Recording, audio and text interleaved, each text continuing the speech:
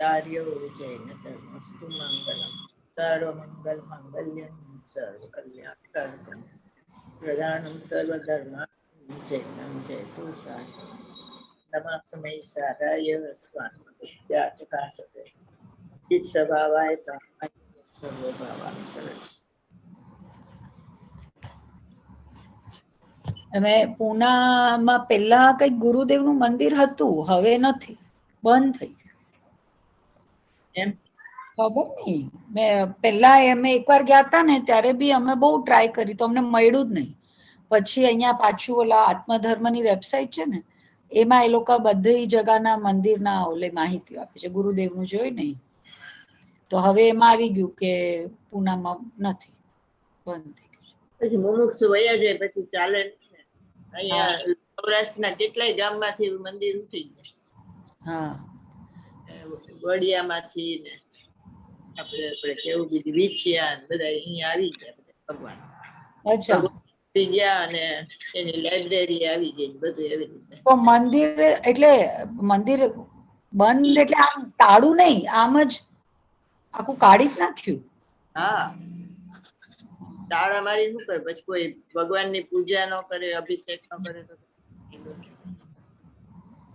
એટલે હવે ટૂંકમાં તો મંદિર બધા જે છે એ સંભાળવાના મુશ્કેલ છે એવું છે. ગુરુદેવના કેટલાય મંદિર એવા તો ઉઠી ગયા બધા. પછી મુમુક્ષુ બધા ઓલા મોટા હોય ને ઈ હોય, પછી એના છોકરાઓ બધા પરદેશ વહી ગયા હોય, પછી સંભાળે. થોડાક ઘર જ હોય ને મંદિર કરી રાખ્યું હોય. અમારે અહીંયા તાળા પણ જેવું થઈ ગયું છે રાજકોટમાં. ત્યાં કોરોનાની બીકે કોઈ આવતું જ નથી. કોરોનાને લીધે, બાકી તો તમારે ઘણા છે રાજકોટમાં તો. એ ઘણા પણ આમ આવતા નથી કોઈ અત્યારે. પણ અત્યારે તો ક્યાંય કોઈ નથી જતા. અહીંયા બોમ્બે માં કોઈ કઈ કે મંદિરમાં બધું ચાલુ તો થઈ ગયા છે. એમ સવારે એમ થોડાક 5-25 જણા આવે છે, પણ હા આમ ધબડકો થઈ ગયો. જે આખું જાગતું હતું ને એ બધું બંધ થઈ ગયું. ઓનલાઈન થઈ ગયું એટલે કોઈ આવતું નથી. બધા કોરોના જશે પછી આવશે બધા. ઓનલાઈન પૂજાનું કીધું તો કોઈ વ્યવસ્થા જ ન કરી. અને કીધું કે ભાઈ પ્રોફેશનલ રાખો કોક તો ઓનલાઈન પૂજા કરાવી દે, તો પૈસા ખર્ચવા પડે તો ના પાડતી હતી બધા. ઓલું પાર્લા મંદિર છે ને એની થાય છે ઓનલાઈન પૂજા. હા, એની છે, ચૈતન્ય ધામની છે, ઘણાયની છે, જયપુરની છે. અને અમારા મંદિરમાં સરસ કરાવે છે સુનિલભાઈ, પણ પછી કોઈને રસ નથી જવા દે બધા. પૈસા તો હશે મંદિર પાસે, પૈસા તો બહુ હોય છે પણ કોઈને છે ને વાપરવા નથી હોતા. 2-3 ટ્રસ્ટી ગુજરી ગયા અત્યારે, અને 2-3 ને રસ નથી. સંચાલન કેમ ચાલે? એટલે જ ને પછી કોરોના પછી નવા ને મૂક્યા નથી કોઈ, અને નવા પછી બધા એવા ઓનલાઈન વાળા છે એટલે બધા પતી ગયું. થઈ ગયું ને. હાલો વાંચવા. વિનાયક સ્વરૂપ પ્રકાશક, પેજ નંબર 169, ડેટ છે 22/7/21. શુદ્ધતા અશુદ્ધતા બંને વસ્તુના ધર્મ છે. વસ્તુનો ધર્મ તે વસ્તુનું સત્વ છે. અશુદ્ધતા પર દ્રવ્યના સંયોગથી થાય છે, એ જ ફેર છે. અશુદ્ધ નયને અહીં જ્ઞેય કયો છે, કારણ કે અશુદ્ધ નયનો વિષય સંસાર છે. હેય કહેવાનું, હેય લખવાનું છે, અશુદ્ધ નયને અહીં હેય કયો છે. અચ્છા, હેય. કારણ કે અશુદ્ધ નયનો વિષય સંસાર છે. હેય કહેવાનું કારણ સંસાર છે. એના લક્ષ્ય સંસાર ઊભો થાય છે, અને સંસારમાં આત્મા ક્લેશ ભોગવે છે. જ્યારે આત્મા પોતે પરદ્રવ્યથી ભિન્ન થાય ત્યારે સંસાર માટે, ત્યારે ક્લેશ માટે. બેન, આ 11મી ગાથા વાંચું છું ને, તો એમાં ગુરુદેવે એમ કીધું કે ક્યારે બી આત્માનો પક્ષ લીધો નથી. બરાબર. પછી આપણે આગળ આમાં એમ વાંચ્યું કે પક્ષમાં રહી જાય તો બી એમ કે પક્ષ છૂટવો જોઈએ એમ. પછી શુદ્ધ નયનો પક્ષ કદી આવ્યો નથી. એનો અર્થ અનુમાન અને અનુભવ. અચ્છા. નિર્ણય બે, એક અનુમાનનો નિર્ણય, એક અનુભવનો નિર્ણય, બે અચ્છા. એવી રીતે. હા. અને આજે પક્ષાતિક્રાંત કે તો પછી એ નિર્ણય એટલે પક્ષાતિક્રાંત ના, અનુભવ એટલે પક્ષાતિક્રાંત ને. અનુમાનમાં જે નિર્ણય છે ને એ તો નિયમથી થવાનો જ છે, હા. સમ્યક દ્રષ્ટિ. એટલે એ બે એક જ.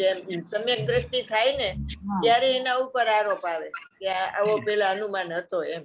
હમ. સમ્યક દ્રષ્ટિ ન થાય તો એને અનુમાનને કઈ વ્યવહાર નથી કહેવાતું, બરોબર. નિશ્ચય પ્રગટ થાય ત્યારે એની પેલા આવો વ્યવહાર હતો એમ કહેવાય. હા. પણ પક્ષાતિક્રાંત છે એ તો વિકલ્પાત્મક દશા છે ને. પક્ષ હતો ને પછી પક્ષાતિક્રાંત થયો એટલે નિર્વિકલ્પ થયો. નિર્વિકલ્પ. અનુમાન ને અનુભવ ન આવે એમાં, કારણ કે અનુમાન ન આવે એમાં, કારણ કે એમાં અનુમાન ને આપણે શું કીધું, નિર્વિકલ્પ હું વંશ. ફ્રી થઈ જાઉં છું કે તમે બધા? તમે થઈ ગયા હતા. તમે થઈ ગયા. અમને તો સંભળાય. અમે બોલીશું. એટલે એ અનુભવ થાય ને ત્યારે એમ કહેવાય પક્ષ થી અતિક્રાંત ભાગ્યો તે સમયનો સાર છે, બરોબર. અને નયાતિક્રાંત છે ને એ શુદ્ધોપયોગ શ્રેણીમાં આવે ને ત્યારે નયાતિક્રાંત થાય. હા. અને સાધકો એ પેલા સાધક થાય ત્યારે પક્ષાતિક્રાંત કહેવાય. કારણ કે સાધક ને જ નહીં હોય ને, મિથ્યા દ્રષ્ટિ નહીં ન હોય. એને પક્ષ હોય નિશ્ચય નહીં અને વ્યવહાર નહીં. અને સાધકો એને નહીં હોય પણ એ નહીં થી અતિક્રાંત થાય એટલે શુદ્ધોપયોગમાં શ્રેણીમાં આવે.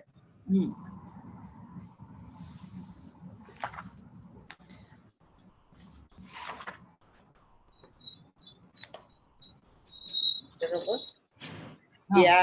આ જે વાત છે ને એ 11મી ગાથામાં આવે છે ને ઈ જ છે આ. અચ્છા. હા. બરોબર. કે પ્રાણીઓને ભેદરૂપ વ્યવહારનો પક્ષ અનાદિથી છે. પરસ્પર આચાર્યપણું કરે છે.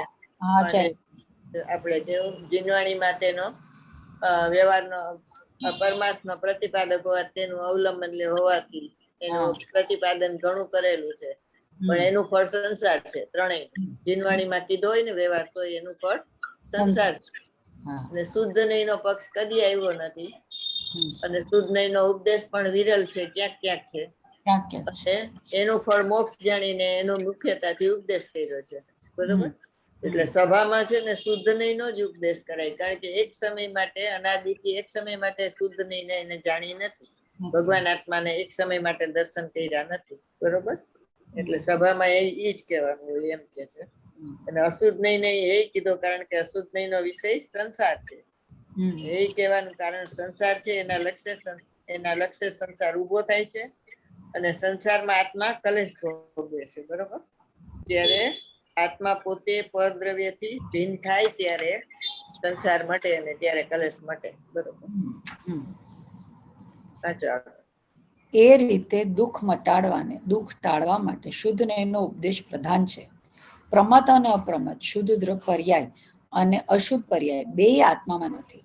શુદ્ધ નયને અસત્યાર્થ કહેવાથી એમ ન સમજવું કે આકાશના ફૂલની જેમ તે વસ્તુ ધર્મ સર્વથા જ નથી. એમ સર્વથા એકાંત સમજવાથી મિથ્યાત્વ આવે છે. માટે સ્યાદવાદનું શરણ લઈ શુદ્ધ નયનું આલંબન કરવું જોઈએ.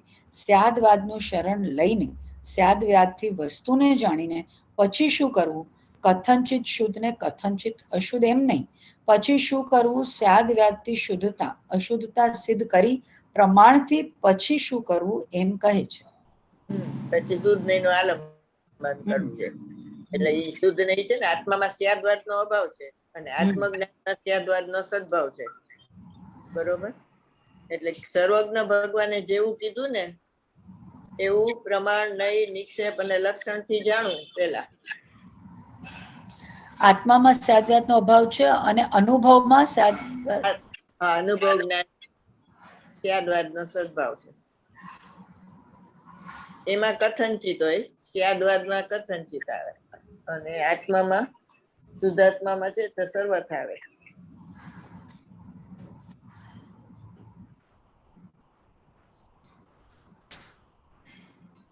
દ્રષ્ટિના વિષયમાં સર્વથ આવે અને જ્ઞાનના વિષયમાં કથનચિત આવે, બરોબર. જ્ઞાનમાં સર્વથા નું હોય અને દ્રષ્ટિમાં કથનચિત નું હોય.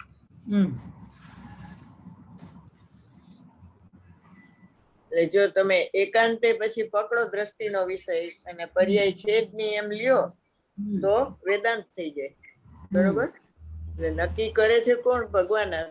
પર્યાય નક્કી કરે છે ને ભગવાન આત્મા કેવો છે. એટલે નથી એમ કીધું એટલે દ્રવ્યમાં નથી, પણ પછી વસ્તુ તરીકે નથી એમ નથી લેવાનું. એ સત છે, બરોબર, પણ ત્રિકાળ સતમાં ક્ષણિક સતનો અભાવ છે એટલે નથી કીધું. પછી ઓલામાં આવે છે ને 11મી ગાથામાં કે નથુરામ કે છે કે એને વેદાંતના ઢાળામાં ઢાળ્યું છે. તો એ કઈ વેદાંતના ઢાળામાં નથી, પર્યાય તો છે પણ એને ગૌણ કરીને નથી કીધું એમ. બરોબર? એટલે આ પેરેગ્રાફ એ 11મી ગાથાને લગતો જ છે. આ રીતે દુઃખ મટાડવા, દુઃખ ટાળવા માટે શુદ્ધ નયનો ઉપદેશ પ્રધાન છે. અહીંયા એવું લખ્યું છે કે મોક્ષ ને એનું ફળ મોક્ષ જાણીને એનો ઉપદેશ પ્રધાનતાથી કર્યો છે. પ્રમત અપ્રમત શુદ્ધ પર્યાય, પ્રમત અને અપ્રમત શુદ્ધ પર્યાય ને અશુદ્ધ પર્યાય બે આત્મામાં નથી. બરોબર? પ્રમત એટલે અશુદ્ધ પર્યાય, અપ્રમત એટલે શુદ્ધ પર્યાય. તો નિયમ સારમાં 71 કળશમાં ઈ વાત પરમ ત્યાં અધ્યાત્મની સૂક્ષ્મ વાત એવી રીતે રજૂ કરી મુનિરાજે કે હું કઈ નહીંથી જોઉં કે આ સમ્યક દ્રષ્ટિ છે કે આ મિથ્યા દ્રષ્ટિ, આ કુબુદ્ધિ છે કે આ સુબુદ્ધિ, હું કઈ નહીંથી જોઉં. અમારી પાસે નય જ નથી કોઈ. બરોબર? એટલે નય નો વિષય જ છે, વ્યવહાર નય નો વિષય શું છે? સુબુદ્ધિ ને કુબુદ્ધિ. કળશ 71. હા, કળશ 71 ધ્યેયનું સ્વરૂપ બતાવે છે. એટલે એને શું વ્યવહાર નયની ઠેકડી ઉડાડી, હાસી કરી, મસ્કરી કરી. બરોબર? પણ સ્થાપી અને પછી ઉથાપે છે. હું કઈ નહીંથી જોઉં કે આ સુબુદ્ધિ છે કે કુબુદ્ધિ. એમાં પ્રથમથી જ શુદ્ધતા છે, એટલે અનાદિ અનંત શુદ્ધ છે ને ત્રિકાળી દ્રવ્ય. તો એને જોવે તો એમાં ક્યાં સમ્યક દ્રષ્ટિ કે મિથ્યા દ્રષ્ટિ આવે? દ્રવ્યને જોવે તો એમાં તો ન હોય ને. એટલે વ્યવહાર નહીં ભેદ પાડે, સમ્યક દ્રષ્ટિ મિથ્યા દ્રષ્ટિના નિશ્ચય નહીં ન પાડે, કારણ કે એની નજર ધ્રુવ ઉપર છે. અને ધ્રુવ તો પ્રથમથી જ શુદ્ધ જ છે, તો એને શુદ્ધતા થતી એ નથી અને અશુદ્ધતા એમાં નથી. કોઈ પણ એવો એકે ગુણ નથી કે જે રાગને કરે આત્મામાં. બરોબર? અને ઉપયોગ લક્ષણમાં આપણે કીધું ને કે એમાં રાગનો પ્રતિભાસ હોય પણ રાગની ચિકાસ એમાં આવે નહીં. એટલે કે છે કે એ ધ્યેયના પર સ્થાપી પેલા કેવી રીતે કે હું કઈ નહીંથી જોઉં કે આ સુબુદ્ધિ કે કુબુદ્ધિ. તો સુબુદ્ધિ ને કુબુદ્ધિ વ્યવહાર નયનો વિષય છે. અને હું જોઉં છું ક્યાં? ત્રિકાળી ભગવાન આત્મા માટે. એટલે શુદ્ધ ને એક જ છે, કારણ કે એનો વિષય એક જ છે. બરોબર? એટલે એ ધ્યેયની વાત કરે છે. એના પછી 73 કળશમાં જ્ઞેયની વાત આવે છે. જ્ઞેયમાં દ્રવ્ય પર્યાય સ્વરૂપ બે આવે. આમાં તો એક જ પડખાવાળો ભગવાન આત્મા કહે ધ્યેયમાં, અને જ્ઞેયમાં બે પડખાવાળો કહે દ્રવ્ય પર્યાય સ્વરૂપ. બરોબર? એટલે એમાં શું આવે છે કે આત્મા દ્રવ્ય શુદ્ધ છે અને પર્યાય અશુદ્ધ છે. બરોબર? પાછી બરોબર વાત કરી? દ્રવ્યથી નિત્ય છે, પર્યાય નિત્ય છે. દ્રવ્યથી શુદ્ધ છે ને પર્યાયથી અશુદ્ધ છે. બરોબર છે? નથી બરોબર એમ કે છે. એ પર્યાય બી સત જ છે ને, પોતાની રીતે એ સત છે અને દ્રવ્ય પણ સત છે. એમ સત તો છે, પણ શુદ્ધ ને અશુદ્ધતા બે છે કે નહીં એમાં પર્યાયમાં? કે એકલી શુદ્ધ છે? દ્રવ્ય તો ત્રિકાળી શુદ્ધ જ છે ને. દ્રવ્ય પર્યાયનું પૂછ્યું છે. પર્યાય પલટે, પદનું લક્ષ થાય, પદનું લક્ષ્ય પર્યાયમાં શુદ્ધતા થાય ને જો દ્રવ્યનું લક્ષ કરે તો શુદ્ધતા થાય. એટલે પર્યાયમાં છે ને શુદ્ધતા અને અશુદ્ધતા. બરોબર? દ્રવ્યમાં નથી. બરોબર? તો ઈ એમ કે છે મુનિરાજ કે મિથ્યા દ્રષ્ટિની વિકલ્પના છે. બોલો, તમે સાચું નથી કીધું એમ કે છે. કેમ સાચું ન પાડ્યું તમારું? પર્યાય માત્ર અશુદ્ધ છે, કારણ કે એ ત્રિકાળીનો વિષય જ નથી. પર્યાય માત્ર શુદ્ધ છે. પર્યાય માત્ર ને અશુદ્ધ કીધી ને કે એ પલટતી છે, એના લક્ષ્ય પાછી નવી શુદ્ધ પર્યાય ન થાય, એટલે એને અશુદ્ધ. પણ ઈ એમ કે છે મુનિરાજ કે છે કે એવું જે બોલે છે ને એ મિથ્યા દ્રષ્ટિ છે. તમે સાચું બોલો છો ખોટું બોલો છો? આપણે તો કહીએ છીએ કે દ્રવ્ય શુદ્ધ છે ને પર્યાય અશુદ્ધ છે, બરોબર છે. ઈ કે છે મિથ્યા દ્રષ્ટિ બોલે એવું. એવું કેમ કીધું? કારણ કે એની દ્રષ્ટિ પર્યાય ઉપર છે અને દ્રવ્ય ઉપર નથી. બોલ્યા ને દ્રવ્ય શુદ્ધ છે ને પર્યાય અશુદ્ધ છે, બે પણ પર્યાયની વાત કરી એટલે પર્યાય ઉપર દ્રષ્ટિ વહી ગઈ ને. એટલા માટે નહીં.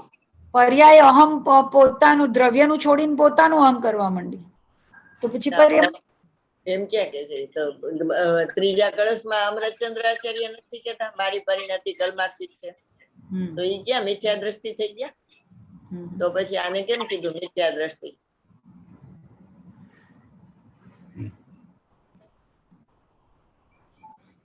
કારણ કે ધ્યેય ને બે પડખા ન હોય, જ્ઞેય ને બે પડખા હોય. હા, તો હું જ્ઞેય ની જ વાત કરું છું. જ્ઞેય નો કળશ છે. એમ કે છે કે દ્રવ્ય શુદ્ધ અને પર્યાય અશુદ્ધ, એ મિથ્યા દ્રષ્ટિની વિકલ્પના છે, એમ કે છે. આમાં જોઈ લેવા દો હવે. કળશ 73 આમાં આટલું બધું મગજ એમ કસાય. તમે સારનો નિયમસાર 73 કળશ. નિયમસાર નો? ઓ, મને એમ કે સમયસાર નો. આ 71 કળશ બી નિયમસાર નો છે? હા. એવા ગૂંચવે છે ને બેસીને. તમે છે ને દ્રવ્ય ને તમારા ઉપર નજર પડે ને દ્રવ્યની, તો ઈ પર્યાય તો શુદ્ધ જ કહેવાય ને. સમ્યક દર્શન ની પર્યાય શુદ્ધ જ હોય.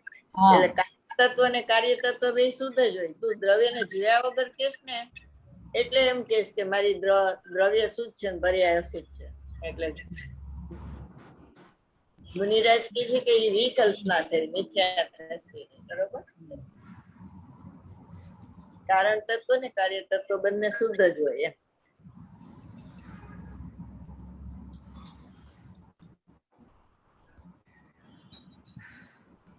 આપણે જે કઈ તો શાસ્ત્ર વાંચીને કહીશું કે શાસ્ત્રમાં આવ્યું કે ભાઈ દ્રવ્ય શુદ્ધ હોય પર્યાય અશુદ્ધ હોય, પણ તું ખરેખર ભગવાન આત્માને જોઈને કેતો હતો એ તો તારી પર્યાય શુદ્ધ જ હોય.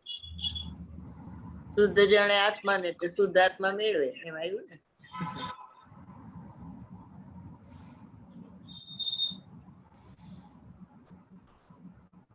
એકોતેરમાં 72 એમ લે 72 છે. કેટલામાં છે? 72મો હશે. 72મો છે ને? પ્રમાણભૂત શુદ્ધ અશુદ્ધ ની જે વિકલ્પના. 72 ની 72 લખજો. ઓલો 71 છે એ ધ્યેય નો, ને 72 છે ને એ જ્ઞેય નો છે. ધ્યેય પૂર્વક પેજ 100. 71 ને 72 કળશ ભેગા થાય એટલે ધ્યેય પૂર્વક નહીં થઈ ગયું. એવું લખાયું છે. તમે યાદ કોણ કઈ તો દીધું છે, પણ ન ભૂલી જાવ તો કહું છું કે અમે લખાયું છે કે 71 ને 72 બે ભેગા થાય એટલે ધ્યેય પૂર્વક નહીં. 71 છે જે બુદ્ધિઓને તેમજ કુબુદ્ધિઓને પ્રથમથી જ શુદ્ધતા છે, તેમનામાં કાંઈ પણ ભેદું કયા નહીંથી જાણું, તેમનામાં ખરેખર કંઈ પણ ભેદ અર્થાત તફાવત નથી. પ્રાગેવ શુદ્ધતા. હા, પ્રાગેવ શુદ્ધતા છે એટલે પ્રથમથી જ છે, એટલે અનાદિ અનંત શુદ્ધતા છે. આગળ શુદ્ધ અંત તત્વ છે ને ત્યાં લખેલું જ છે પ્રાગેવ. પેજ 98-99 શોધેલું. હા, તમે વાંચ્યું ને? વાંચ્યું મને તું ગોતસ. ના હું લખું છું. વાંચો. 72મો વાંચી લ્યો. શુદ્ધ અશુદ્ધની જે વિકલ્પના તે મિથ્યા દ્રષ્ટિને હંમેશા હોય છે. સમ્યક દ્રષ્ટિને તો હંમેશા એવી માન્યતા હોય છે કે કારણ અને કાર્ય તત્વ બંને શુદ્ધ છે. આ રીતે પરમાગમના અતુલ અર્થને સારા સારના વિચારવાળી સુંદર બુદ્ધિ વડે જે સમ્યક દ્રષ્ટિ સ્વયં જાણે છે તેને અમે વંદન કરીએ છીએ. બોલો. પણ લખ્યું છે કે પોતે શુદ્ધ અને પર્યાય શુદ્ધ એ ખોટી માન્યતા છે, એ લખ્યું છે. એટલે કે તમે લખાયું છે, લખ્યું છે તમે લખાયું છે. અત્યારે પાછા સવાલમાં પડી ગયા કા વિચારમાં. ચાલો. એટલે મને છે ને એવું તમે પ્રશ્ન પૂછ્યો એટલે એવું સ્ટ્રાઇક થયું કે આપણે કાંઈક વાત તો કરી છે પણ જોડવાનું શું યાદ રહેવું જોઈએ ને.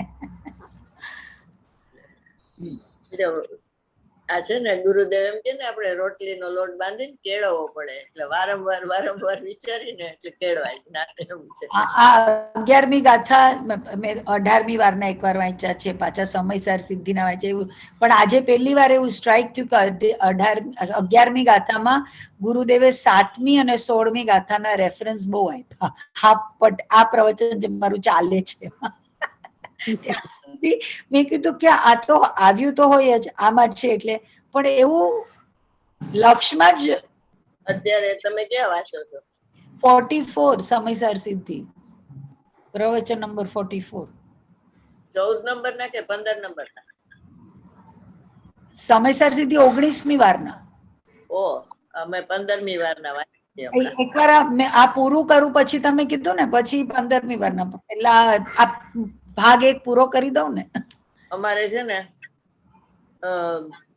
9 પ્રવચન એને 12મી ગાથાના કર્યા ને 6 પ્રવચન 11મી ગાથાના, તો બધામાં 11 ને 12, 11 ને 12. 11મી ગાથા છેવટ સુધી મૂકે જ નહીં ગુરુદેવ, એ તો ચાલુ જ રાખે. પાછા ભૂલી જવાય નહીં, વ્યવહારની વાત કરે ને તો ભૂલી ન જવાય, એટલા માટે એટલી બધી વાર આધાર આપ્યા.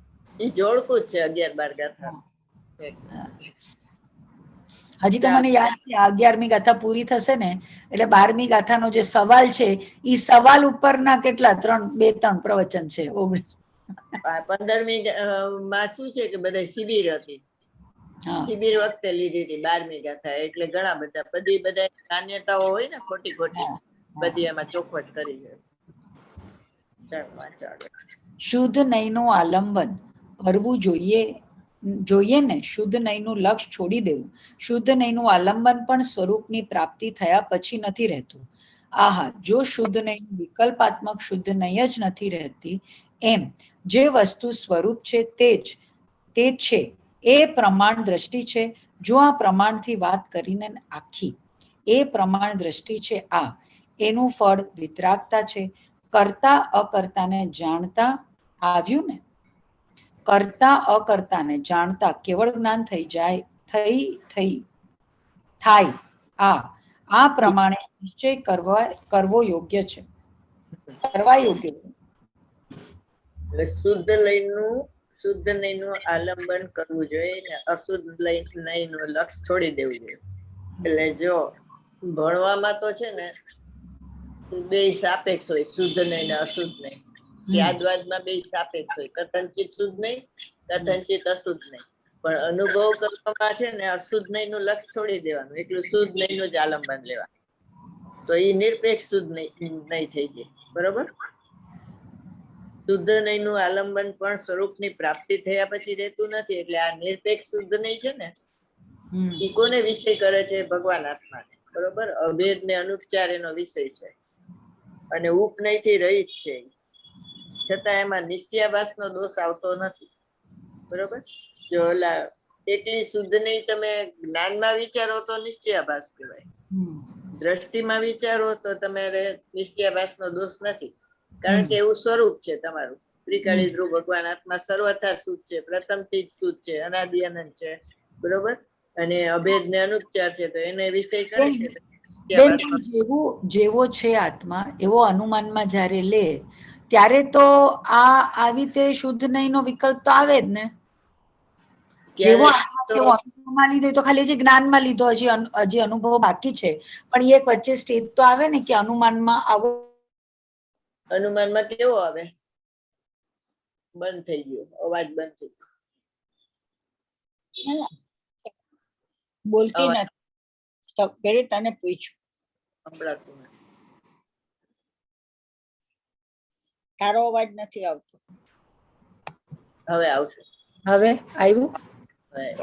હા. અનુમાનમાં કેવો આવે?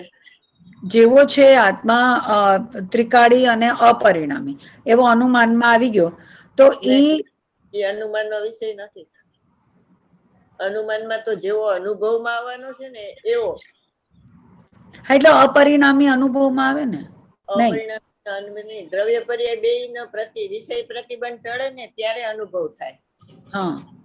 બરોબર? એટલે દ્રવ્ય ને પર્યાય જેમ છે એમ જણાય. દ્રવ્ય ને પર્યાય જેમ છે એમ જણાય.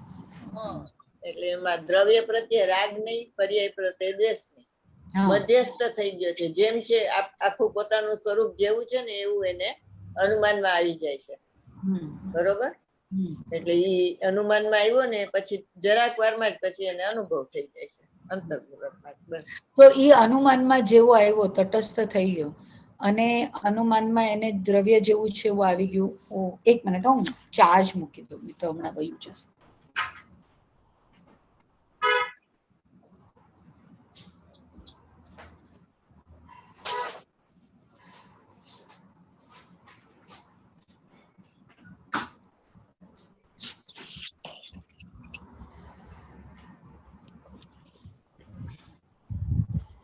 અચાનક આમાં આવી ગયું કે 5 જ મિનિટ ચાર્જ રહેશે કમ્પ્યુટર.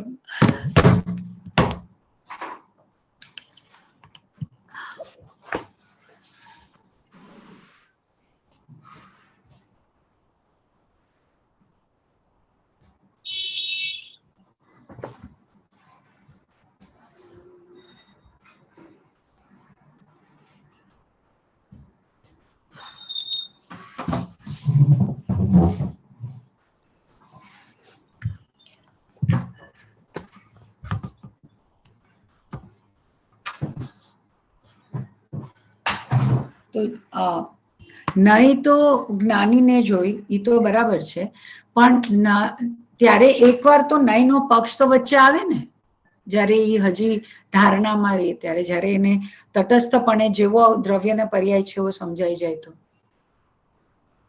પક્ષ આવે એ અનુમાન પહેલાની વાત છે. અચ્છા, ઓકે. અનુમાનમાં નથી એવું.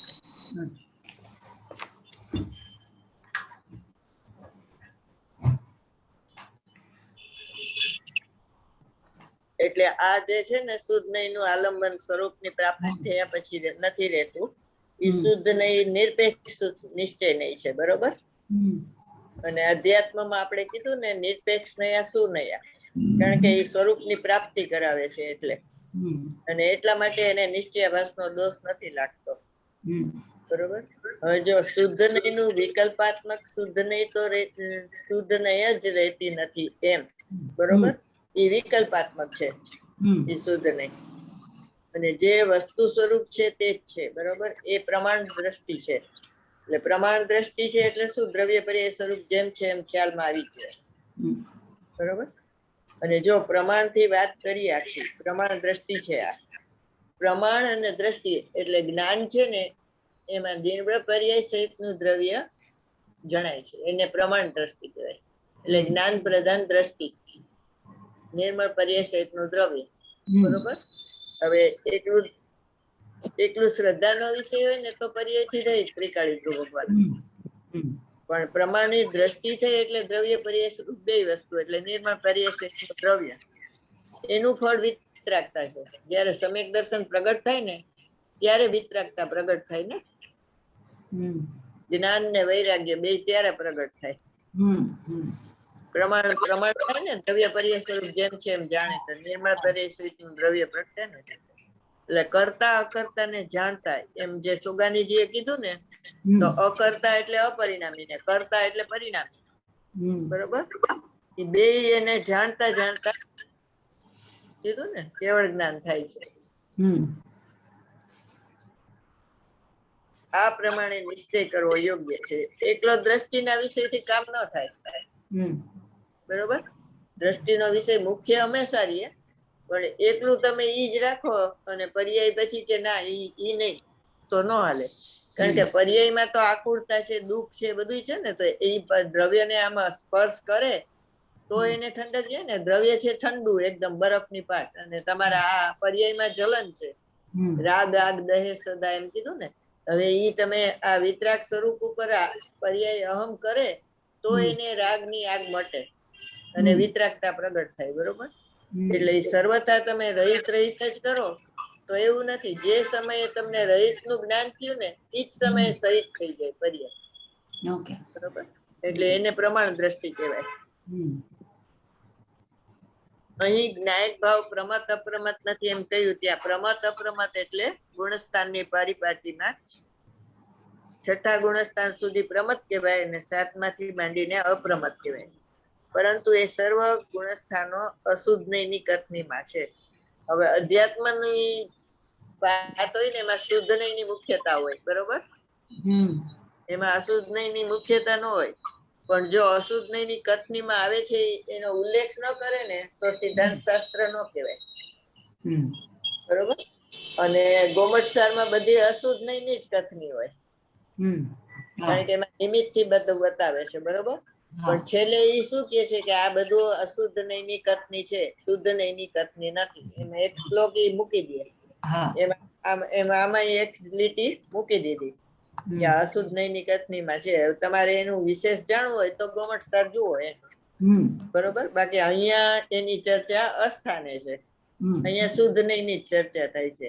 અને ગોમટસારમાં શું કે અહીંયા શુદ્ધ નયની ચર્ચા નથી, અહીંયા ગૌણતા છે.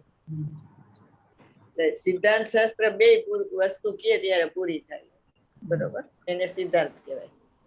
ચાલો પ્રવચન નંબર 14. પ્રવચન 14.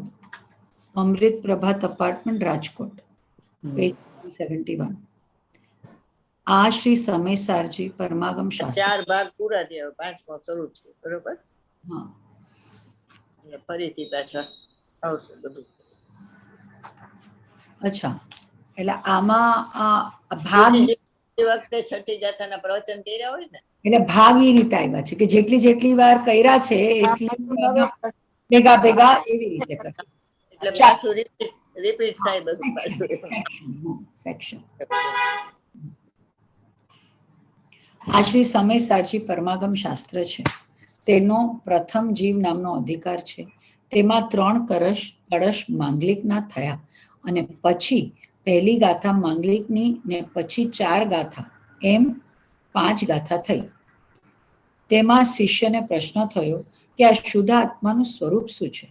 અમે તો અનાદિકાળથી સંસાર અવસ્થામાં અમારા અજ્ઞાન ભાવથી અમારા આત્માને અશુદ્ધ જાણીએ છીએ, શુદ્ધ છે તેમ માનીએ છીએ.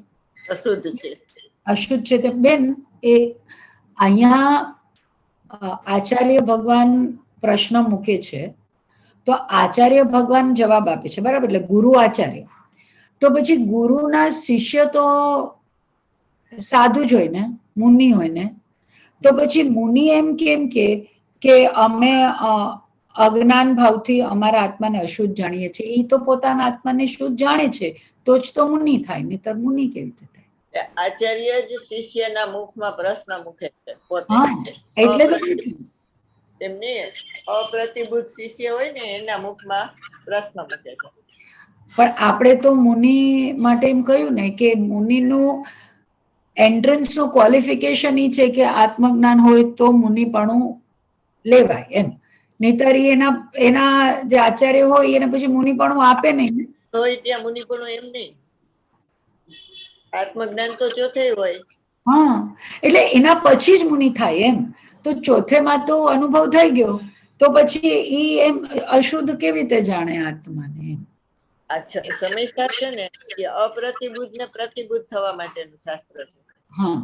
તો અપ્રતિભૂત તો અનુભવ ન હોય ને, એટલે અપ્રતિભૂત શિષ્યના મુખમાં એ પ્રશ્ન મૂકે છે, બરાબર? આમાં લખ્યું જ છે એને લખવાનું પાછળ અપ્રતિભૂત ને પ્રતિભૂત થવા માટે આ શાસ્ત્ર. જયારે નિયમસાર છે એ પોતાની નિજ ભાવના માટે લખ્યું છે, બરોબર?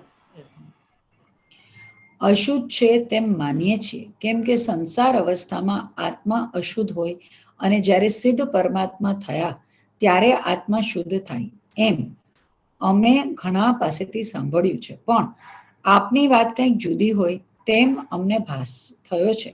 આપ એમ કહેવા માંગો છો કે મિથ્યાત્વના પરિણામ જ્યારે છે પર્યાયમાં, ત્યારે તેનાથી વિભક્ત નામ આત્મા જુદો છે, વિભક્ત નામ ભિન્ન છે અને તેનાથી ભિન્ન આત્મા તે જ્ઞાન દર્શનમય અશુદ્ધતા છે. તે બે વચ્ચે ભિન્નતા છે. આત્માનું અનંત ગુણથી એકપણું છે એમ આપ કહો છો અને અનંત પર્યાયોથી આત્મા જુદો છે. જુદો થાય છે તેમ આપ કહેતા નથી. અનાદિ અનંત જુદો છે. હોવાથી વિશેષણ ત્રિકાળી ધ્રુવ ભગવાનમાં આવે અને થવાથી વિશેષણ પર્યાયમાં આવે. બરોબર. એટલે જુદો છે એટલે હોવાથી, જુદો થયો તો થવાથી, એ પર્યાય નું વિશેષણ. એટલે એ શું જ ફરીથી સમજાવ તો છે અને થયો એમાં શું કે અનાદિ અનંત હોય તો હોવાથી કહેવાય ને, પર્યાય થી અનાદિ અનંત જુદો હોવાથી એમ. અને પર્યાય છે ઈ થવાથી, પર્યાયમાં એમ થાય શુદ્ધ થવાથી, એમ થવાથી હોય તો પર્યાય નું વિશેષણ. હોવાથી એટલે નિશ્ચયની વાત, થવાથી એટલે વ્યવહારની વાત. હવે જો આમાં શું કીધું કે ભાઈ તારો આત્મા અશુદ્ધ છે અને હવે તારે શુદ્ધતા પ્રગટ કરવાની છે, ઈ ઉપદેશ ન હોય અહીંયા. કારણ કે એવું તો અનાદિથી કર્યું છે.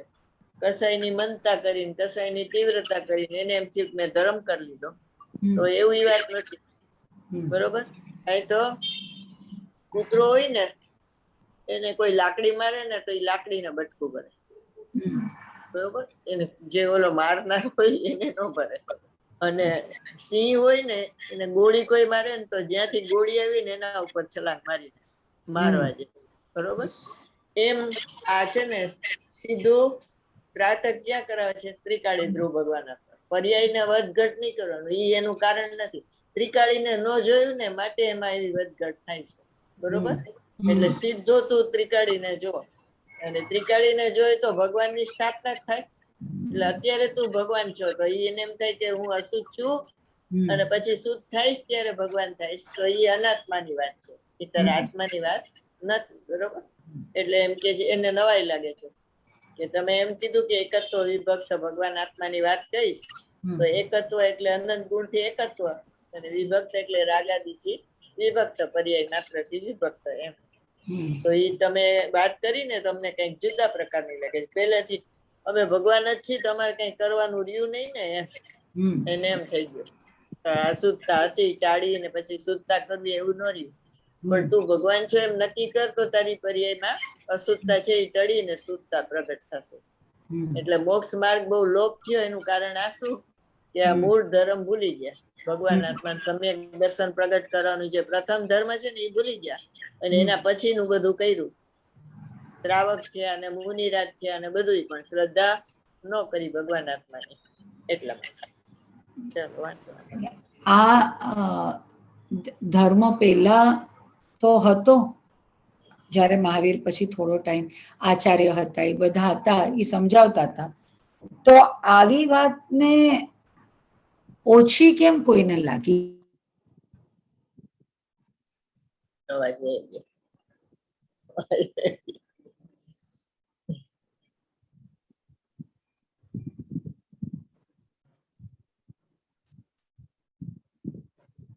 હવે સંભળાય છે? હવે આવ્યું? હા. એટલે મને વિચાર એવો આવે કે વાત જે સારી ને સાચી હોય, મારા પોતાની મુક્તિની હોય, તો એને છોડી અને હું કઈ ત્રીજી જ વસ્તુ કરું તો એમાં હોશિયારી શું? કેમ કોઈ એવું કરે? એમ થયું છે અત્યારે હિસ્ટ્રીમાં જોઈએ તો, પણ કોઈ વાર વિચાર એવો આવે કે મૂળ જે સ્વરૂપમાં જવું એ લોકોને અઘરું લાગ્યું ને, એટલે પછી એ લોકો પોતાથી થયું નહીં અને બીજાથી થશે નહીં માનીને કે દયા કરો, દાન કરો, પૂજા કરો, ભક્તિ કરો, તમને શુભ ભાવ કરતા અને ક્યાંક તો વળી અશુભ ભાવથી ધર્મ બનાવી દીધો, ક્યાંક શુભ ભાવથી ધર્મ. એ બધું એ લોકોને સહજ થઈ ગયું એમ. અને અંદર પહોંચવાનું અઘરું લાગ્યું. અંદર પહોંચવું એ સહેલું હતું ને આ તો બળાત્કાર કરે ત્યારે આ બધા ભાવ થાય, તો એ આખી શૈલી ઘૂસાઈ ગઈ અને આખી રઢ થઈ ગઈ. એટલે આ એને સહેલું લાગે. ગુરુદેવ કહે ને કે ભગવાન આત્માનું લક્ષ કરો, તો કે કઈક દયા કરો, દાન કરો, પૂજા કરો એવું કહો તો કઈક સમજાય કે આમાં સમજાય શું કે મોં માથું કઈ હાથમાં જ નથી આવતું. કર્મ શું એની પૂજા શું વેદનીય કર્મની કે શું શેની કર્મ પૂજા કરો એટલે સાતા અસાતા પૂજાથી મારા કર્મ કેમ જાય? એવું અત્યારે મારા બાપુજી માંદા હતા ને ત્યારે એક ડેરાવાસીના બેન આવ્યા ને ઈ મને કે વેદની ની પૂજા કરાવો એટલે બાપુજીને સારું થઈ જાય. ઈ કહેતા મને એટલે ડેરાવાસી લોકો બહુ કરે આવું. એ અન્ય મતના છે ને, અન્ય મતની વાત આમાં આવી ગઈ એમ. જૈન ધર્મ આખો ભૂલાઈ ગયો, અન્ય મતને જૈન મત ગણાવી દીધો એમ. એટલે પૂજા ભક્તિ બધું તો અન્ય મત છે ને, આપણો કઈ જૈન મત નથી કે શુભ ભાવ કરતા ધર્મ થાય. હા એક મિનિટ. હા બેન,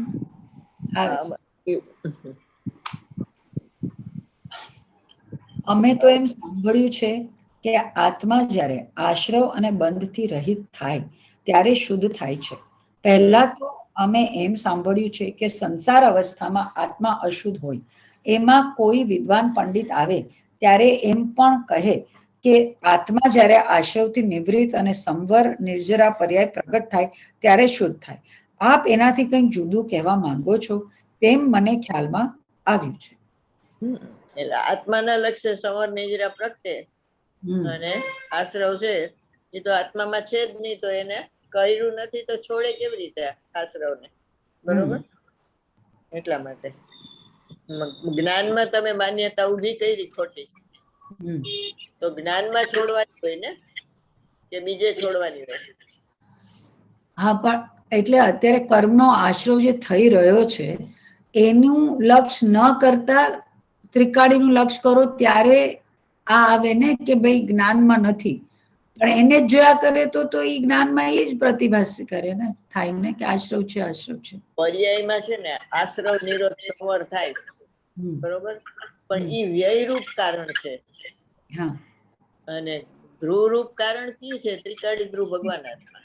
તો એ વ્યયરૂપ કારણ ને એને ધ્રુવરૂપ કારણ માની લીધો. સમજી ગયા? એટલે શુભ ભાવનો અભાવ થાય ત્યારે શુદ્ધ ભાવ પ્રગટે, એની બદલે એમ માની લીધું કે શુભ ભાવથી શુદ્ધ ભાવ પ્રગટે. એની ભૂલ થઈ ગઈ. એટલે નજર પર્યાય ઉપર હોય તો એવું જ થાય, દ્રવ્ય ઉપર નજર હોય તો સમર પ્રગટે. બરાબર. એટલે કસાયની મનતા થઈ જાય, શુક્લ લેસ્યાના પરિણામ થઈ જાય, ભગવાન ભૂલ ન પાડે એવું ચારિત્ર પાડે, 11 અંગ 9 પૂર્વનો ઉગાડ થાય કસાયની મનતાથી, બરોબર. 9મી ગ્રેવે કે જાય પણ મોક્ષ માર્ગમાં પ્રવેશ ન થાય. અને આ બધા અવડા પ્રયત્ન કર્યા છે. એટલે પરિણામ થાય, હે શુક્લ લેસ્યા થાય. હા, એ તો કીધું 9મી ગ્રેવે કે શુક્લ લેસ્યાથી. સૌથી 4 લેસ્યા હોય, 6 પદ્મ લેસ્યા પછી કહેવાય સૌથી ઊંચી. આજે આજ મંદિરમાં ઈ જ પ્રશ્ન પૂછ્યો તો, કઈ લેસ્યા હારી? કઈ લેસ્યા હારી? એટલે એક ભાઈ કે પીત લેસ્યા. પીત લેસ્યામાં પૂજા કરવાના ભાવ થાય ને, એટલે એકેય લેસ્યા હારી નથી. કસાય લેસ્યા છે ને એની ઓલી તો હોય ને ડિગ્રી હોય ને કે જેમ. હા, પણ એ ડિગ્રી છે એની વ્યાખ્યા શું છે? કસાય અનુરંજિત પરિણામને લેસ્યા કહેવાય. હવે આ ભગવાન આત્મા તો અકસાય સ્વરૂપ છે, બરોબર. અને તમે એને માપમાં લ્યો છો કે આ કસાયની આટલી મનતા થઈ તો લાભ થયો ને, એ લાભ નથી, અલાભ છે એમ. અરિહંતના જે ગુણ હોય એમાં શુક્લ લેસ્યા, શુક્લ ધ્યાન હોય, લેસ્યા નો હોય. શુક્લ ધ્યાન, શુક્લ લેસ્યા દ્રવ્યલિંગી મુનિને હોય, બરોબર. 9મી ગ્રેવે કે જાય ને એને શુક્લ લેસ્યા હોય, અરિહંત ને શુક્લ ધ્યાન હોય, લેસ્યા નો હોય. અને પછી જયારે છેલ્લે મોક્ષ જાય ત્યારે પાછું 4 છેલ્લા શુક્લ ધ્યાન પ્રગટ થાય ને, 4 પાયા. પણ એ તો ધ્યાન હોય, અને એ વિનસ્વર છે ધ્યાને. અહીં તો નિર્મળ ને મલિન બધી પર્યાય નો દિશે, બરોબર. 13મું ગુણસ્થાન તમારા આત્મામાં નથી, નાસિક, બરોબર. એ તમારું હગું નથી.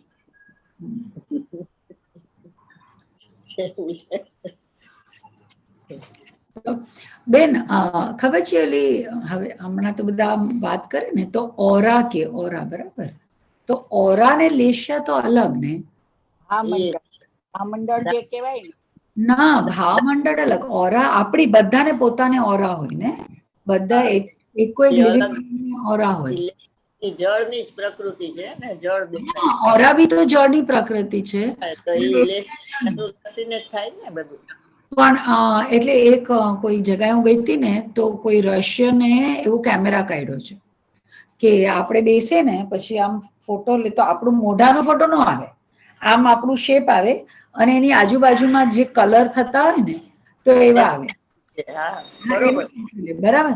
તો એમાં તો બધાના એટલે કોઈને લાલ આવ્યું, કોઈને લીલું આવ્યું, કોઈને બ્લુ આવ્યું, પણ આપણે તો લેશાના રંગ ખાલી બ્લુ, બ્લેક ને પિંક ને યલો જ કહીએ અને વ્હાઈટ. રંગ હોતા નથી ખરેખર. બતાવવા કીધું, એની માત્રા બતાવવા કીધું. હા, તો લેશાને રંગ ન હોય એટલે એની ઇન્ટેન્સિટી.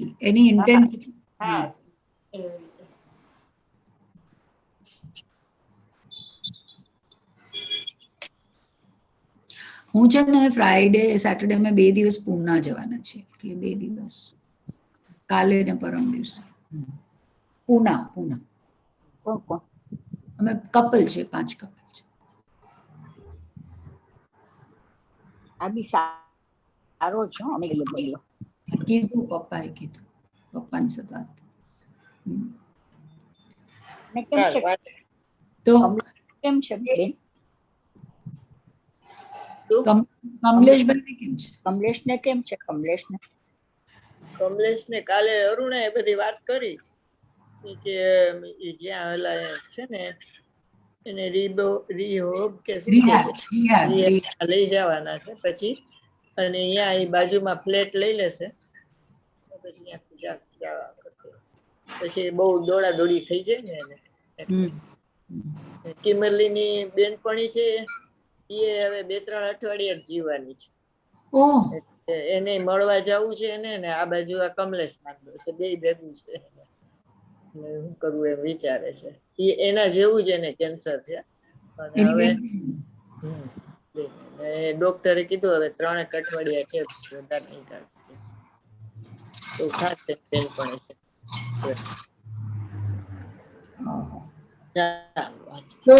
તો બેન, લેશામાં ઈ રંગ નથી અને એની તીવ્રતાની માત્રા છે, તો આપણે જળની ઓલી કીધી તો એમાં સ્પર્શ, રસ, ગંધ અને વર્ણ તો આવે ને, તો એમાં વર્ણ તો આવે છે ને?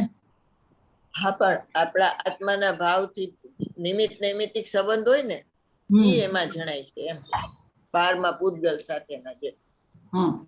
બરોબર.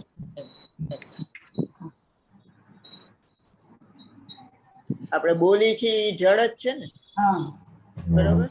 એ આત્માના ભાવને એમાં નૈમિત્તિક સંબંધ છે, બરોબર. પણ આપણા ભાવ છે માટે આ વાણી છૂટે છે એમ નથી, અને વાણી છૂટી માટે આવો ભાવ આવ્યો એવું નથી. પણ 2 ને નિમિત્ત, એટલે 2 એકબીજાને પરસ્પર અકિંચિત છે. પણ એવું હોય ખરું, આ હોય ત્યારે આ હોય એમ, બરોબર.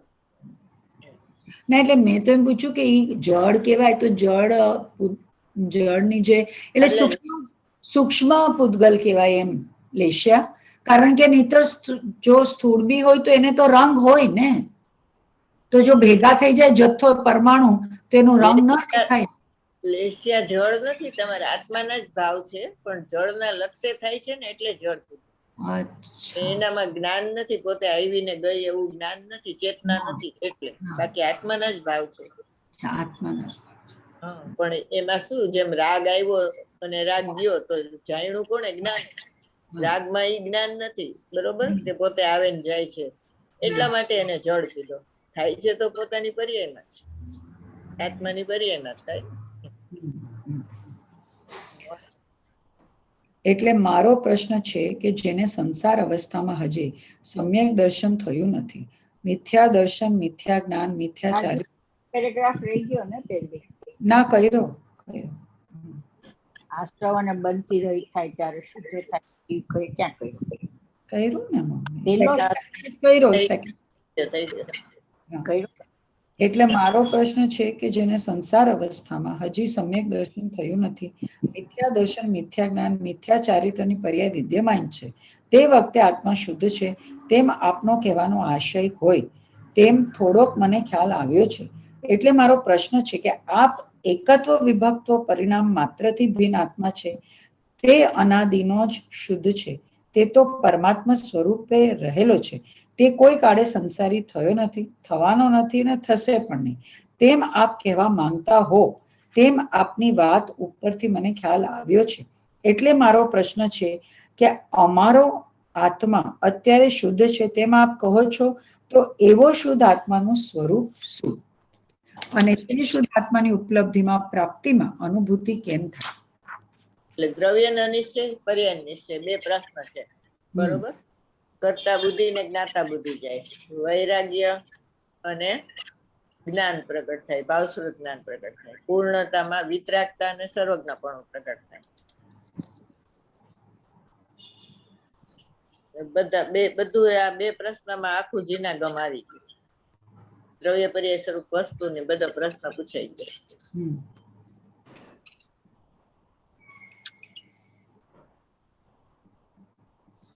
એક સમય માટે આવા એકત્વ વિભક્ત ભગવાન આત્માને જોયો નથી એટલે આખો આ સંસાર ઉભો થયો છે. અને એક સમય માટે તમે એકત્વ વિભક્ત ભગવાન આત્માને જુઓ તો તમારું મોક્ષનું રિઝર્વેશન થઈ જાય નક્કી. એટલે બેન શ્રીબેને કીધું ને, અનુભવ થયો ત્યારે તેના ભાઈએ કીધું કે તને સમ્યક દર્શન થઈ ગયું, તો એને શું કીધું કે આ જીવને સંસાર સમુદ્રનો કિનારો આવી ગયો છે, એટલે રિઝર્વેશન થઈ ગયું. સમ્યક દર્શન થાય ને એટલે ભવ ને ભવના ભાવ વગરનો ભગવાન આત્માને પાડે તો હવે મારામાં ભવ નથી, ભજીને ભગવાન ભવ અંત લહો, થયું ને કૃપાળુદેવમાં આ વાત છે. ભજીને ભગવાન ભવ અંત લ્યો, કારણ કે ભગવાનમાં ભવ નથી એટલે ચાર ગતિ નથી, ભવના ભાવ નથી એટલે પુણ્ય પાપ નથી. તો એવા ભગવાન આત્મામાં અહમ કરે તો પછી પર્યાયમાં ભવ ને ભવના ભાવ ન રહે, બરાબર. સંસાર સમુદ્રનો કિનારો આવી જાય. એટલે આ બે વાત તેમાં પૂછી દીધી, બરોબર. સંસાર અવસ્થામાં એટલે મોટા ભાગે છે ને ઓલા પ્રવચન સારની 9મી ગાથા છે ને, એમાં આવે છે ને શુદ્ધે પરિણમતા શુદ્ધ, શુભે પરિણમતા શુભ અને અશુભે પરિણમતા અશુભ, બરોબર. તો ઈ પર્યાય સહિતના દ્રવ્યની વાત છે, પરિણામી દ્રવ્યની, અને આ વાત કરે છે એ અપરિણામી દ્રવ્યની કરે છે. એટલે શુભે પરિણમતા શુભ કહેવાય ખરું, પણ ભગવાન આત્મા શુભ કે અશુભ કે શુદ્ધ થતો નથી. પ્રથમથી જ અનાદિ અનંત શુદ્ધ છે, અને અનંત ગુણથી એકત્વ છે અને પર્યાયથી વિભક્ત છે. એટલે સંસારમાં અશુદ્ધ હોય તો દ્રવ્ય અશુદ્ધ કહેવાય એવું નથી, બરોબર. શુદ્ધ થાય તો શુદ્ધ કહેવાય એવું નથી. એટલે દ્રવ્યમાં સમ્યક દ્રષ્ટિ કે મિથ્યા દ્રષ્ટિ એવું નથી, પ્રમત કે અપ્રમત એવી દશા નથી એમાં. માટે એક જ્ઞાયક ભાવ છે એટલે શુદ્ધ કહેવાય છે. પર્યાયથી રહિત છે માટે ભગવાન આત્મા શુદ્ધ છે, બસ એક છે, શુદ્ધ છે, અભેદ છે. વાંચો. આપ કહેવા માંગો છો એટલે એમ તો ખ્યાલ આવે છે કે આપ શુદ્ધાત્માનું સ્વરૂપ કહેવા માંગો છો, કેમ કે આપે ઉદ્યમ કર્યો છે, વ્યવસાય કર્યો છે કે આ સમયસાર શાસ્ત્રોમાં હું શુદ્ધ આત્માની વાત કહીશ, એકત્વ વિભક્ત આત્માની વાત કહીશ, નિજ વૈભવથી કહીશ. 3 પ્રકારના વૈભવ નિમિત્ત રૂપે છે અને એક પ્રકારનો વૈભવ આત્માની અનુભૂતિ સ્વરૂપે છે. અમે આત્માનો અનુભવ કરીને આ વાત બહાર મૂકવા માંગીએ છીએ. અમે જ્ઞાની ધર્માત્માની વાત સાંભળીને કે આગમ પરમાત્માનું કેવળ અધ્યયન કરીને અમે આ શાસ્ત્ર લખતા નથી, પણ અમારા સ્વસંવેદન જ્ઞાનથી, અતિન્દ્રિય જ્ઞાન દ્વારા અમે શુદ્ધ આત્માને અનુભવ્યો તો, અને એ અનુભવ ચાલુ છે, તે અનુભવ છૂટતો નથી, તે અનુભવ કોઈ કાળે છૂટવાનો નથી. તે અનુભવ દ્વારા અમે કહીએ છીએ એ અનુભવની પરંપરાએ પરિપૂર્ણ સાધ્ય અવસ્થા પણ અમારી પ્રગટ થશે. એટલે મૂળ તો કુંકુન ભગવાન પોતાની દશાની જ વાત કરે છે. 6થું ગુણસ્થાન પ્રમતનું, 7મું ગુણસ્થાન અપ્રમતનું. એટલે મારી જે પ્રમત અપ્રમત અવસ્થા છે ને એ મારા જ્ઞાયક ભાવમાં નથી, હું એક જ્ઞાયક ભાવ છું. એટલે કે પરંપરામિક ભાવ વાળો હું ત્રિકાળી ધ્રુવ ભગવાન આત્મા છું. અને આ પ્રમત અપ્રમત છે એમાં ઉપસમ, ક્ષયપસમ, ક્ષાયિક અને ઉદય ભાવ આવે છે, એનો મારામાં અભાવ છે, બરોબર. એકત્વ વિભક્ત ભગવાન આત્માની વાત કરી છે, એ સ્વદ્રવ્ય છે, અને પ્રમત અપ્રમત છે એ પરદ્રવ્ય છે, બરોબર. એનાથી પરદ્રવ્યથી વિભક્ત અને અનંત ગુણથી એકત્વ. આ 3 વૈભવ એટલે કયા? 5મી ગાથા કાઢો.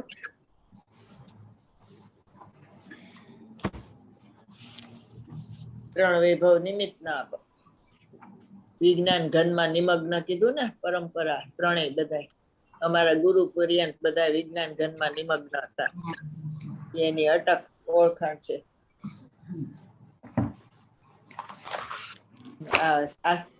દિગંબર શાસ્ત્રો છે ને એ પોતાના નિજ વૈભવ થી લખે છે, આત્માને જોતા જોતા લખે છે. જયારે શ્વેતાંબર શાસ્ત્રો એવું કે ભગવાને આમ કીધું, ગૌતમ ગણધરે પૂછ્યું ને ભગવાને આમ કીધું, બરોબર? એટલે એ કાલ્પનિક વસ્તુ છે અને આ કાલ્પનિક નથી, વાસ્તવિક છે. દિગંબર શાસ્ત્રમાં બેન 8મી ગાથા. 5. હવે આચાર્ય કહે છે કે તેથી જ જીવને તે ભિન્ન આત્માનું એકત્વ અમે દર્શાવીએ છીએ. દર્શાવવું એક વિભક્ત એ આત્મા તણા નિજ વિભવથી દર્શાવું તો કરજો પ્રમાણ ન દોષ ગ્રહ સ્ખલનાયથી. તે એકત્વ વિભક્ત આત્માને હું આત્માના નિજ વૈભવ વડે દેખાડું છું. જો હું દેખાડું તો પ્રમાણ સ્વીકાર કરવું, અને જો કોઈ ઠેકાણે ચૂકી જાવ તો છલ ન ગ્રહણ કરો. એટલે નિજ વૈભવ થી કીધું ને એ ઉપાદાન, બરોબર? અને હવે 3 બોલ થી એને નિજ વૈભવ કેવી રીતે ઉત્પન્ન થયો એ કે છે ને, એ નિમિત્ત. નિજ વૈભવ.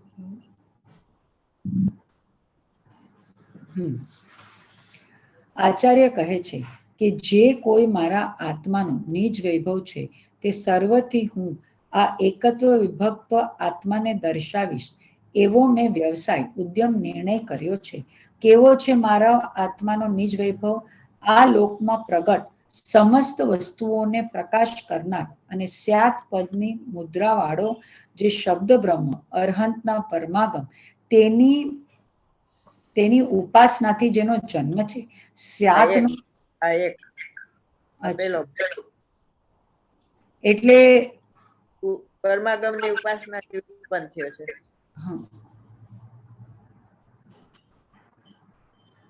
પરમાગમના બધા વિશેષણ યાદ પરથી.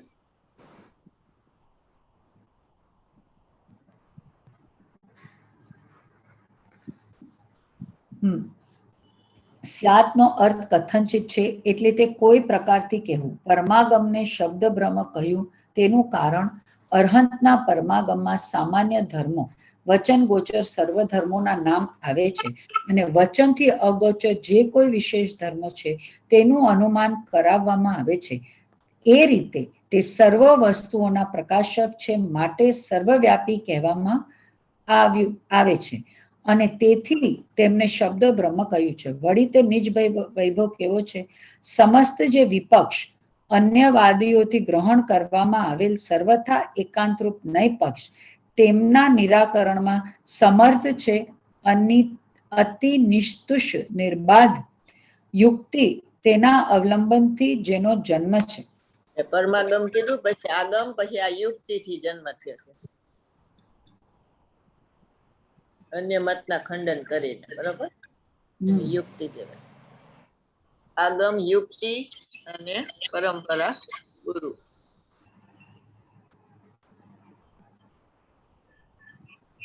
બીજું કારણ યુક્તિ. અને વળી તે કેવો છે? નિર્મળ વિજ્ઞાન ઘન જે આત્મા તેમાં અંતર નિમગ્ન પરમ ગુરુ. એટલે પરમ ગુરુ એટલે સર્વજ્ઞ. એ આખું લખી નાખજો. વિજ્ઞાન ઘનમાં અંતર નિમગ્ન, એ બધામાં લાગુ પડે છે.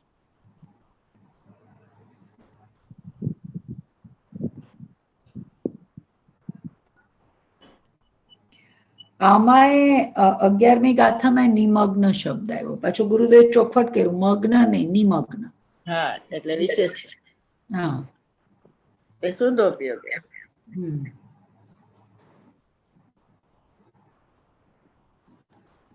મગ્ન હોય ને એ શુદ્ધ પરિણતિ, નિમગ્ન હોય એ શુદ્ધ ઉપયોગ. અહીંયા તો અંતર નિમગ્ન લખ્યું છે. હા, એટલે ભગવાન આત્મામાં નિમગ્ન થઈ ગયા ને, એટલે શુદ્ધોપયોગ થાય. અંતર નિમગ્ન એટલે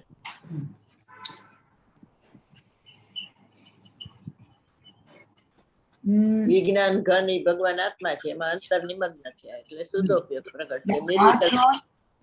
આ ત્રણ એના નિજ વૈભવ જે આ ત્રણ કીધા એ આ. હા, હવે ત્રીજો આ ત્રણ આ છે.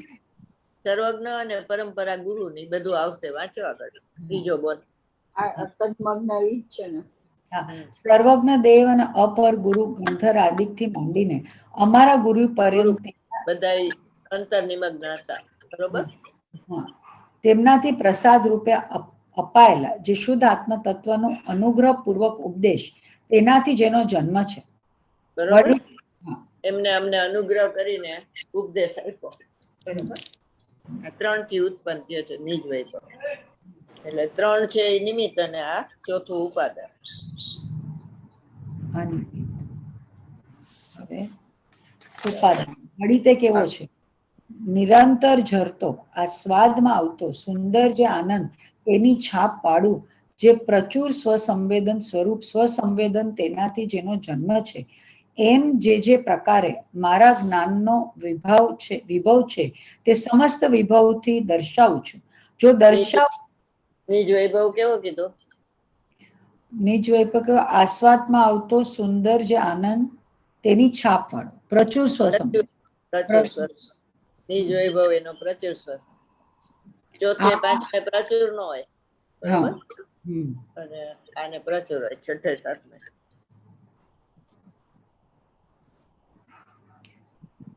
એટલે આ એનું ઉપાદાન કારણ. હા, પ્રચુર સ્વસંવેદન પોતાના નિજ વૈભવ થી કીધું ને, એટલે પોતાને જે નિર્વિકલ્પ આનંદ આવ્યો એમાં ભગવાન આત્માને જોયો ને, જોતા જોતા કે છે. તો એને પોતાનો ભગવાન આત્મા જોયો તો એને શું જોયું કે મારામાં પ્રમત અપ્રમત જે છઠ્ઠું સાતમું ગુણસ્થાન છે ને એમાં નથી, એમ કીધું ને એને. અને આમ જુઓ તો બધાની વાત આવી જાય. 1 થી 6 લ્યો તો પ્રમત ગુણસ્થાન, 7 થી 14 લ્યો તો અપ્રમત. અત્યારે એ પોતે નહીં જે પ્રમત અપ્રમત ગુણસ્થાન છે, છઠ્ઠું પ્રમત ને 7મું અપ્રમત. એટલે હું મારા આત્માને જોઉં છું તો એમાં એ પ્રમત અપ્રમત દશા નથી, એમ પોતાથી જ વાત કરે છે એમાં, બરોબર. ચાલો વાંચો આગળ. સમસ્ત વિભવથી દર્શાવું છું. જો દર્શાવું તો આગળ જવા દે. હા, ફલ ગ્રહણ ન કરતા એટલું જ છે. હા,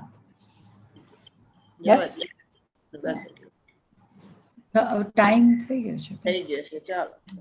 જાવાણી કે જ્ઞાન સે સૂજે લોકાલોક સો વાણીમાં સદા જય જિનેન્દ્ર.